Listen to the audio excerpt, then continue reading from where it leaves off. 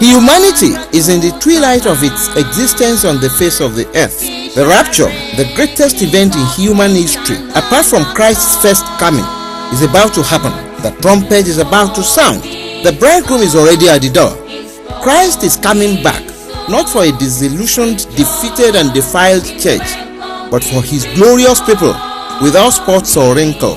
The message you are about to hear is to prepare you for the rapture, to reveal the mystery of the kingdom. God is about to do something special in your life through his anointed minister, Brother Kunle Adigun, apostle to the nations and head pastor, Friends of the Bridegroom International Ministries. We encourage you to gather your family together and your writing materials for this ministration of life. Amen. Hallelujah. Number 3, now quickly. Number 3. Number 3. Ìkẹta. The third fruit of the Spirit. Èso ti ẹ̀mí kẹta. And a sign of growing. Àmì ìdàgbàsókè ìkẹta. Number 3. Ìkẹta. There will be greater commitment to the things of God. Wà á ní ìfarajì gidi fún ohun tó jẹ́ ti Ọlọ́run. Greater commitment to the things of God. Ìfarajì gidi fún ohun tó jẹ́ ti Ọlọ́run. That is a sign that you are growing. Eléyìí ni àmì wípé ò ń dàgbà. If you claim to be growing, Tí o bá sọ pé ò ń dàgbàsókè. and what you have is this nonchalant attitude to God, to your pastor, to the church, to the people of God, you are not growing. Tó sì ní ìṣe ti àìkọbiara àìbìkítà nípa ìjọ Ọlọ́run, nípa ohun ti Ọlọ́run, nípa iṣẹ́ Ọlọ́run, nípa àwọn ìránṣẹ́ Ọlọ́run, ó dàgbà. Commitment is to fasten yourself. Ìfarajì yìí ó jẹ́ láti mú kí o jẹ́ ní tó jáfáfá.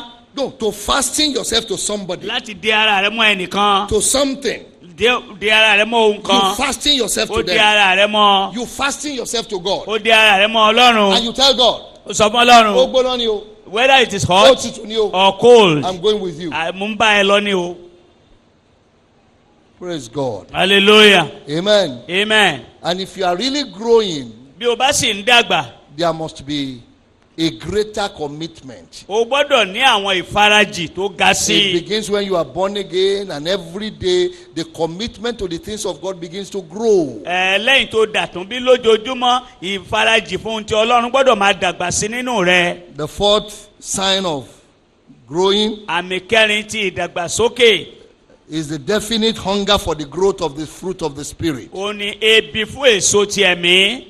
You must now have a definite hunger for holiness as a lifestyle. O gbọ́dọ̀ ní ebi láti ní ìgbé ayé ìwà mímọ́ gẹ́gẹ́ bí ìgbé ayé. Number 5. Ìkarùn-ún. The fifth sign of growing. Àmì karùn-ún ti ìdàgbàsókè. Is that there will be a deliberate putting away of childish things. Ìyẹn ti pé wàá mọ̀ọ́mọ̀ jáwọ́ kúrò nínú àwọn ohun ti ìgbà èwe. Àwọn nǹkan èwe wàá jáwọ́ ń bẹ̀. You put them away. You put away the childish things. And then you move away from primary things. Wàá kúrò nínú àwọn tó wàá kúrò ní ìpele ìbẹ̀rẹ̀ wàá máa lọ sókè sí. You graduate from primary things. Wàá máa kúrò nínú àwọn tí ìbẹ̀rẹ̀. Everybody around you will see the difference. Olúkúlùkù ní àyíká rẹ gbọ́dọ̀ rí ìyàtọ̀ nínú ayé rẹ. Glory be to Jesus. Hallelujah. Hallelujah. Hallelujah. Number 6 quickly. Ìkẹfà kankan. It says a growing Christian tó ń dàgbà must cultivate an understanding of deep spiritual truths. Ó gbọ́dọ̀ ní òye àwọn ìjìnlẹ̀ ti ẹ̀mí. Deep spiritual truths. Àwọn òtítọ́ ti ẹ̀mí. Kì í ṣe àwọn nǹkan tá a kọ́kọ́ bẹ̀rẹ̀ sí kọ́ngbà tá a bẹ̀rẹ̀. It's not all those foundational teachings of faith. This is what happened to Jesus. Ohun tó ṣẹlẹ̀ sí Jésù nìyẹn. The 58 disciples that went back. Àwọn méjìdínlọ́gọ́ta ti padà sẹ́yìn. He wanted to take them to deeper spiritual truths. Ó fẹ́ mú wọn lọ sí ohun tó jinlẹ̀ sí ni. But because they were not ready to grow. Wọ́n torí pé wọn ò ṣetán láti dàgbà. They said this is too much. Wọ́n wípé léyìí ti pọ̀jù fún wa. We didn't know we were dealing with a cannibal. Somebody who eats a human being. Ajẹniyàn là ń tẹ̀lé káàkiri. Glory be to Jesus. Hallelujah. Hallelujah. Hallelujah. It means that you must move away from surface Christianity. Ó túmọ̀ sí pé o gbọ́dọ̀ kúrò ní ìgbé ayé Kírísítẹ́nì oréfèé. Heaven is not for surface Christians. Ìjọba Ọlọ́run kò sí fún àwọn Kírísítẹ́nì oréfèé. You must be able to cast your net into the deep. O gbọ́dọ̀ lè sọ àwọn rẹ lọ síbi tó jìn. Because that is when the fish will be. Nítorí pé ibẹ̀ gangan ni ẹja yóò wà. This is what Jesus was trying to teach Peter. Ohun tí Jésù ń gbìyànjú láti kọ́ Pétérù nìyẹn. In Luke chapter 5. Ní Lúùkù orí 5. Peter had been casting nets and catching fish. Pétérù ó ti ń da àwọn ó ń pẹja every day. lójoojúmọ́. But on this particular day, wọn lọ́jọ́ tá à ń sọ yìí Jesus wanted to teach him Jésù ó fẹ́ fi that there hàn is a depth that you need to go. pé ìjìnlẹ̀ kan wà tó nílò láti lọ. Jesus was in the boat. Jésù wà nínú ọkọ̀. Peter casted all the nets he can cast. Pétérù ó da àwọn tó bó ṣe lè dé àwọn He tó. couldn't catch a single fish. kò sì rí ẹja kan pa. Jesus now told him, Jésù wá sọ fún un. he says, launch out into the deep. ó wí pé da àwọn rẹ sínú ibú. Move away from the surface. kúrò ní oréfèé yìí. Hallelujah. hallelujah. Some of us are still scratching the surface after so many years of being born again. ọ̀gọ̀rọ̀ wa ló jẹ́ pé oréfèé la ṣe wà láti ọ̀pọ̀lọpọ̀ ọdún tá a ti dàtún bí. The minute we hear something strange like that, heresy, heresy, he is speaking heresy. ní kéde tá a bá gbọ́ ohun tuntun báyìí sọ pé ẹ̀kọ́ òdì nìyẹn o. When it is different from what our church has taught tó us. bá yàtọ̀ sí ohun tí ìjọba ti kọ́ wa. Glory be to God. hallelujah. Then number 7, the seventh one, ìkeje which we have just, we are about to finish, èyí tí a ṣẹ̀ fẹ́ parí rẹ̀. is that a growing Christian ó ní pé kírísítẹ́nì tó ń dàgbà. must strive to achieve divine purpose in ó life. gbọ́dọ̀ máa làkàkà láti mú èròǹgbà Ọlọ́run ṣẹ nínú ayé rẹ̀. No matter the odds. bó ti wọ̀n kí ìdílọ́wọ́ ti pọ̀ tó. A life that does not achieve purpose is a failure. ìgbé ayé yìí tí kò mú èròǹgbà Ọlọ́run ṣẹ ó jẹ́ ìkùnà pátá. You could be useful in other areas. ó lè wúlò fún àwọn ìpele mìíràn. But except you achieve the very purpose láì jẹ́ pé o bá mú èròǹgbà gangan ṣẹ. why God apprehended you. ìdí tí Ọlọ́run fi pè ọ́. If you are born again, bí o bá ti di àtúnbí. there must be a reason why God saved you. o gbọ́dọ̀ ní ìdí tí Ọlọ́run fi gbà ẹ́ là. There must be a reason. o gbọ́dọ̀ nídìí. And you must find out the reason o gbọ́dọ̀ wádìí ìkíni ìdí náà. and achieve it. kó o sì ṣe àmúṣe rẹ̀. My purpose in life ìdí tèmi nínú ayé. is to preach. o ní láti wàásù ìhìnrere. When I'm preaching, nígbà tí n bá ń wàásù. I am doing my thing. mo ń ṣe ohun tèmi ní. It's in the elements of my life. ó ti jẹ́ ohun tó ti mọ́ mi lára. Hallelujah. hallelujah. And that's why the devil can try to attack me, ìdí ni èṣù lè gbìyànjú láti kọlù mi to o. stop me from preaching. láti dá mi dúró kí n má wàásù But you know mọ́. something? ṣùgbọ́n ó mọ nǹkan. Purpose will see me through. èròǹgbà Ọlọ́run yẹn yóò mú mi I làájá. said purpose will see me mo ní through. èròǹgbà Ọlọ́run yóò mú mi làájá. All things work together ohun gbogbo ń ṣiṣẹ́ for pọ̀. those that love fún God àwọn tó fẹ́ Ọlọ́run. and the called according to his purpose. àti àwọn tí a pè gẹ́gẹ́ bí ìpinnu rẹ̀. Hey! Purpose has written the last page of your life. èròǹgbà Ọlọ́run ìdí tọ́lọ́run fi pè ẹ́ ó ti kọ ojú ewé tó kẹ́yìn nínú ọjọ́ ayé rẹ̀. If you are living in purpose, bí o bá ń gbé nínú ètò the Ọlọ́run. last page of your life is already written. ojú ewé tó kẹ́yìn nínú nípa ayé rẹ̀ àti kọ́. Nobody can change it. kò sẹ́ni tó lè yí The padà. devil may try to attack it. èṣù lè gbìyànjú láti kọlù o. Hello? ẹ ló sà. Nobody. kò sí. When Joseph dreamt, nígbà tí Joseph lálàá. he saw the last page of his life. ó rí ibi tí ayé òun gbé lọ gangan. The devil attacked it. èṣù sì kọlù. They tried to kill him. wọ́n gbìyànjú láti They pa. sold him as a slave. wọ́n tà á sóko ẹrú. But the Bible says bíbélì wípé everything they did gbogbo tó ń ṣe. helped him to achieve the ó purpose. ràn án lọ́wọ́ láti mú èròǹgbà Ọlọ́run That's the ìṣẹ́ ni. reason why you need to discover your purpose. ìdí nìyí o nílò láti mọ ìdí tọ́lọ́run fi pè ọ́. What is your purpose in life? kí ni ìdí tọ́lọ́run fi gbà ẹ́ là. What is your purpose in the kí church? ni ìdí tọ́lọ́run fi pè ẹ́ sínú ìjọ Let me yìí. tell you, some of you, your purpose is just to put down money. ẹlòmíràn nínú yín ìdí tọ́lọ́run fi pè é ni pé kó sá máa fowó rẹ̀ sílẹ̀. But because you have not discovered the purpose, ṣùgbọ́n nítorí pé ò tí ì ṣe àwárí. you are living in poverty. ò ń gbé nínú ìṣẹ́.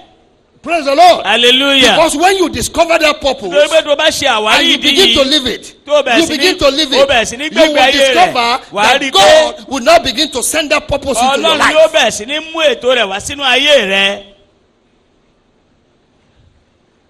I'm standing up before you today. mo dúró níwájú yín lónìí. I'm testing purpose. mo ń jẹ́rìí sí. I am testing mo ń purpose. dán ìdí tọ́lọ́run fi pè mí wò If ni. God has called me, bí Ọlọ́run bá ti if pè my mí. purpose in life is to preach, bí ìdí rẹ̀ tó fi pè mí bá jẹ́ and láti the devil wants wàásù. to take it away from tí me, èṣù sì fẹ́ gba ìwàásù let lẹ́nu mi. purpose stand up and fight for me. jẹ́ kí kí ìdí yẹn kó dìde láti jà fún mi. Glory be to God. hallelujah. All things work together ohun gbogbo ń ṣiṣẹ́ For pọ̀ good. fún rere. for them that love love the fún àwọn Lord tó fẹ́ and Olúwa. they called according to his Àwọn purpose, tí a pè gẹ́gẹ́ bí ìpinnu rẹ̀. purpose will always fight for you. Ìdí yóò máa jà fún ẹ ní gbogbo ìgbà. Glory be to God. Hallelujah. And a Christian that is growing Kírísítẹ́nì tó sì ń dàgbà. must make sure that he is striving to achieve purpose. Ó gbọ́dọ̀ rí dájú pé òun ń làkàkà láti mú ìdí tí a fi pè ń ṣẹ. We look through, I try to explain to you what purpose is, Mo gbìyànjú láti ṣe àlàyé fún yín ohun tí èròǹgbà tàbí ìdí tó jẹ́. and I try to also let you see, Mo sì gbìyànjú láti jẹ́ kẹ́ ẹ rí i, to have an understanding of purpose. láti ní òye ohun tí ìdí jẹ́. Because some of us are not cooperating with purpose because we don't understand it. Nítorí pé ẹlòmíràn nù wa àtẹ̀sọ́wọ́pọ̀ pẹ̀lú ìdí tọ́lọ́run fi pè wá nítorí pé a ò lóye rẹ̀. Hallelujah. Hallelujah. And believe me, we've been on this now for a long time. Gbà mí gbọ́, a ti wà nínú eléyìí fún ìgbà pípẹ́. But quickly, let me just go through this again Ní also. kankan ẹ jẹ́ kí n tún yára tún sọ eléyìí kí n tún wò. Understanding purpose. Nínú òye ìdí yìí. Understanding purpose. Nínú òye ìdí. One, Ìkíní. divine purpose is revealed in your identity. Ìdí tọ́lọ́run fi pè é yẹn ó wà nínú bí o bá ṣe dára rẹ mọ̀ sí ẹni tó jẹ́. Just discover who you are. Ṣáà mọ ẹni tó jẹ́. In that identity, you will discover your purpose. Nínú mímọ ẹni tó jẹ́ wàá mọ̀ ìdí tọ́lọ́run fi pè ọ́. Hallelujah. Hallelujah. By the grace of God, one of these days, Nípa oore ọ̀fẹ́ Ọlọ́run kan ní àwọn ọjọ́ wọ̀nyí. after the convention, Lẹ́yìn convention. we have discovered a purpose. A ti ṣe àwárí ìdí. In 2 Peter chapter 2, verse 9 to 10, Nínú Pétérù kejì Pétérù kìíní orí kejì ẹsẹ̀. he said, ìkẹsàn ye sí are the ìkẹwàá. chosen generation. Ó ní ẹ̀yin ni ìran tí a yàn. If you know Tí o bá mọ̀ what it means to be a chosen ohun generation, tó túmọ̀ sí láti jẹ́ ìran tí a you yàn. would understand what your purpose is all Wàá about. ṣe àwárí ohun tí ìdí tí Ọlọ́run fi pè ọ́ fi jẹ́. Incidentally, the topic for this year's convention is the chosen generation. Àkórí wa fún ìpàgọ́ wa ti ọdún yìí ó ní àwọn ìran tí a yàn. And by the grace of God,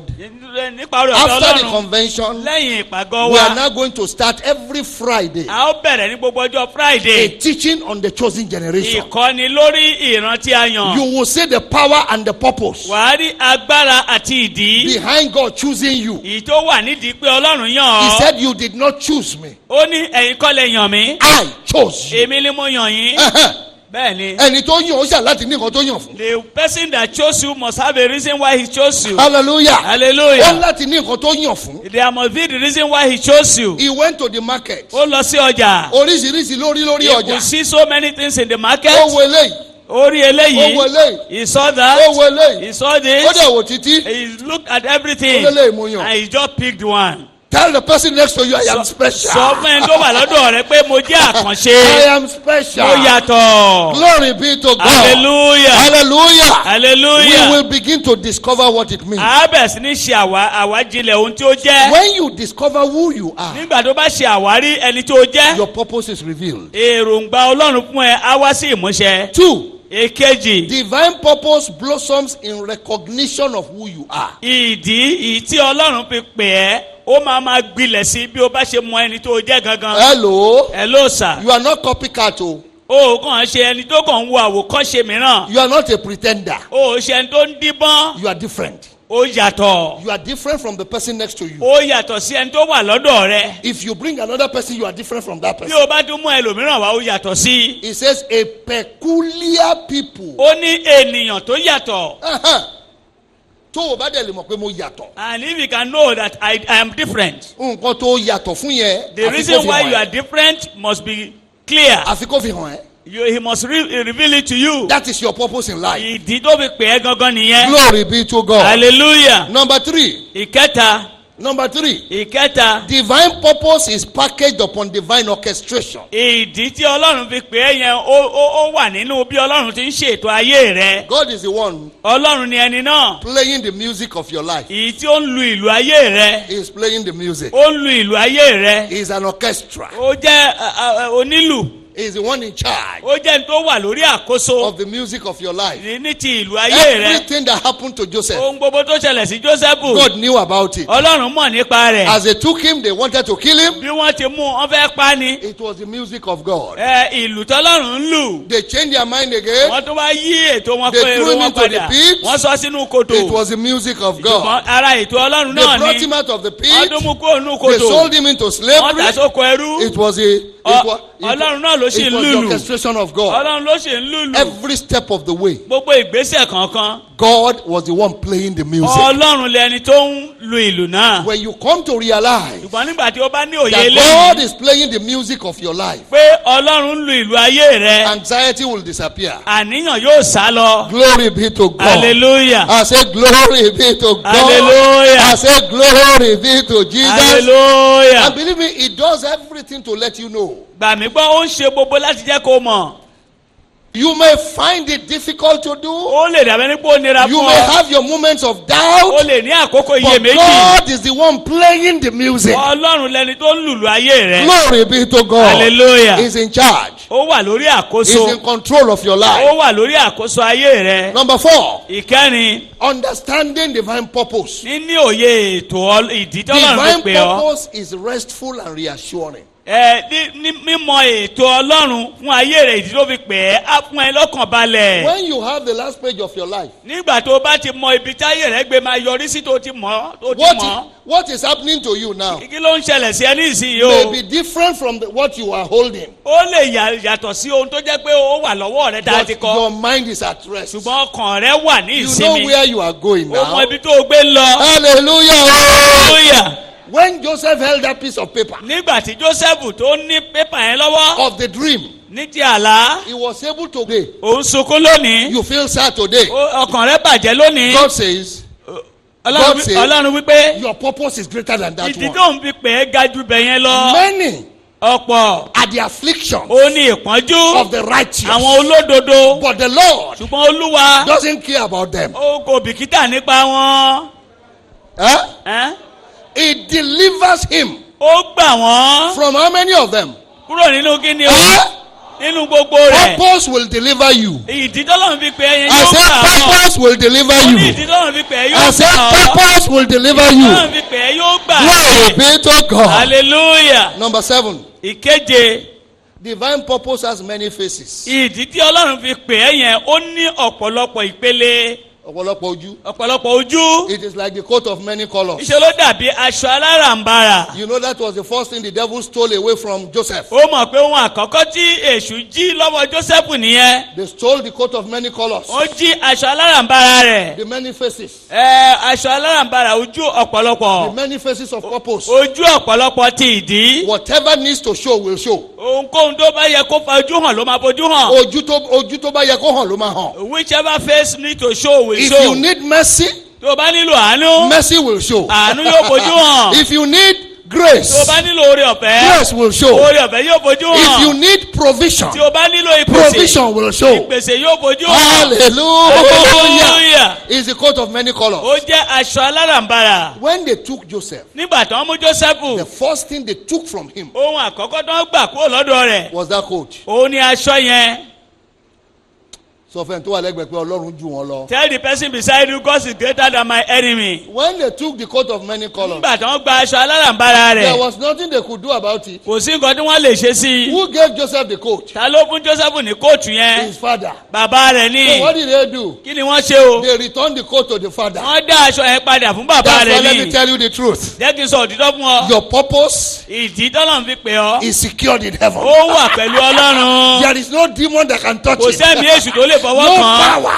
Kò sí agbára kan. No witch. Kò sí ẹ̀jẹ̀ kan. No wizard Kò sí oṣó kan. can touch that Ìwọ lè purpose. fọwọ́ kan ìdí They yẹn. returned the coat to the father. Wọ́n dá aṣọ yẹn padà fún bàbá rẹ̀. God is the one watching over the purpose Ọlọ́run lẹni tó ń ṣọ́. because the purpose came from him. Nítorí pé ọ̀dọ̀ rẹ̀ ní ìpinnu yẹn ti wá. Tell the person next to you, Gọ́ọ̀mẹ̀ntì tó wà lọ́dọ̀ I rẹ̀. cannot fail in purpose. Pé mi ò lè kùnà nínú ìdí tọ́lọ̀ I mi pè cannot mí. fail in Mi purpose. ò lè jákulẹ̀ nínú ìdí tọ́lọ̀ mi Glory pè be mí. to God. Hallelujah. Hallelujah. Hallelujah. Hallelujah. Hallelujah. Let me finish this today. Jẹ́ kí n parí eléyìí lónìí. I just don't want to spend today to recap. Let me move one step forward. Mẹ́gì jẹ́ kí n mú ìgbésẹ̀ díẹ̀ síwájú sí i. So now, Nísinsìnyí, we want to move on to the secrets of achieving purpose. a fẹ́ lọ sínú àṣírí bí a ṣe lè mú èròǹgbà àti ìdí tọ́lọ́run fi pè wá ṣẹ. Hallelujah. Hallelujah. How many of us are here today? Mélòó nínú yín ló wà níbí lónìí? Those of you listening to me at home, Ẹ̀yin tẹ́ ń gbọ́ mi nílé. you want to work out your purpose. O fẹ́ mú ìdí tí Ọlọ́run fi pè ọ́ ṣẹ. Raise up your hands if you know Nawọ́ you rẹ want to sókè work tó it bá out. mọ̀ pé o fẹ́ mú ìdí tí Ọlọ́run fi pè ọ́ Glory ṣẹ. be to God. Hallelujah. There are certain secrets Àwọn àṣírí kan wà. by which you can work it out. Èyí tí o fi lè mú un ṣẹ. Sori Ọlọ́run yìí ẹ̀dẹ̀ ni o. This God is a wonderful God. He packaged all these secrets Ó tò gbogbo àwọn àṣírí yìí jọ into 2 scriptures. nínú ẹsẹ̀ Bíbélì méjì. Wow. Thank God for that powerful word from heaven. It is not possible to end this broadcast without giving you an opportunity to invite Christ into your life. He is the only one that can save you. He is God's solution to the problems of mankind. If the Holy Spirit has stirred your heart and you have taken a decision today to accept him as your Lord and personal Savior, please pray this prayer. Say it and believe it in your heart.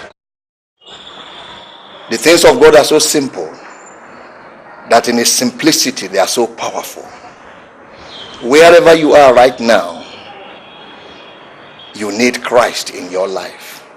Just invite him. Say, dear Lord Jesus, I need you. I am a sinner. I want to be saved by your grace. I believe everything that you have done for me upon the cross. You died to save me from everlasting perdition. Today, I confess my sin. I repent of all my evil ways. And I make a turnaround. And I say, Jesus, come into my heart. Save me. Deliver me from the power of darkness and sin. Thank you, Jesus, for saving me. Because I believe that as I have invited you into my heart, you have come in. Thank you. If you have prayed this prayer, believe it in your heart that you are saved. You are a child of God. You are born again. Please find a living church where Christ is exalted and the Holy Spirit is preached. Tell them that I sent you. To make this easy for you, visit any of the local assemblies of this ministry in Lagos, Ibadan, in Abeokuta here. And there are also participating churches. The names and the addresses of all these churches would appear on the screen right now. Take note of the one that is nearest to you. Visit them. Tell them I sent you. The names of the pastors of these local assemblies are also up on the screen. Tell them that you gave your heart to Christ on this broadcast and you want to settle down to begin this wonderful journey that will end up in heaven. God bless you as you do this. And I believe that I will be here next week speaking to you as the oracle of God. God bless you. In Jesus' wonderful name. Amen. Please listen to this special announcement. In appreciation of you, our viewers' supportive role over the years to the success of your weekly religious telecast, The Midnight Cry, the head pastor, Friends of the Bridegroom International Ministries, and Apostle to the Nations, Brother Kunle Adigun, would like to personally meet all our viewers located in Lagos and its environs in a suitable location in Lagos very soon. If you are a regular viewer of this program and the Lord has been blessing you through it, we humbly invite you to meet with the head pastor for prayers or counseling. Please indicate your willingness by texting your name and address to any of these 2 numbers: 0803 800 2292, 0805 8855 722. The exact location and time of the meeting will be communicated to you by text and through this medium in due course. God bless you as you do so. The Midnight Cry, reaching the world by His word. In these the closing days of time, what joy the glorious hope